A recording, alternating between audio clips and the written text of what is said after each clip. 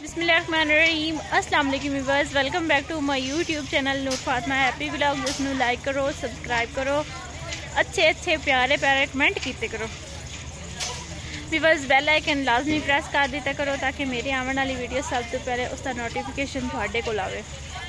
हाँ जी, मैं निकली हाँ बाहर सैर सपाटा करने वास्ते अपनी गली दे मतलब कि अपने बाजार दे विच खली हाँ। तो मैं क्या क्यों अपने व्यूअर्स नाल व्लॉग शेयर कर लईए। असा लाया होया मिस्त्री ते वो बाहर नाली बनाइंदा पिया ते असी नाल बैठे आसे। तो मैं क्या अपने व्यूअर्स दे नाल व्लॉग ही शेयर कर देवां।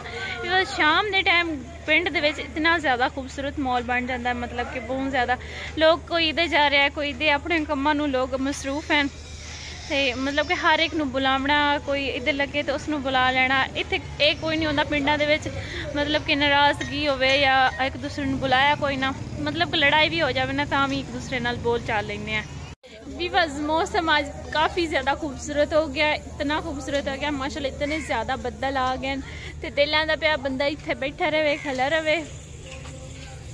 मतलब मैं हुण जाना छत जाके मौसम इंजॉय करना, क्योंकि साढ़े हाल 2 दिन बारिश लगी रही है, हो सकता है साढ़े इत्थे बारिश भी आ जाए।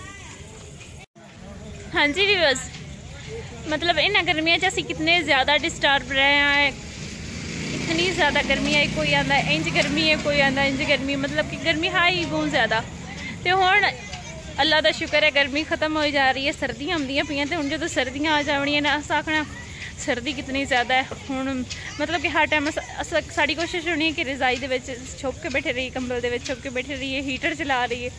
मतलब जेह्ड़े गर्मियां हैं वो भी याद ही बन जांदियां, मतलब कि याद बन जाती है कि गर्मियां हाँ, जो सर्दी आउंदी है सर्दियां भी एक याद बन जाती है कि सर्दियां इतनियां ज़्यादा हाँ।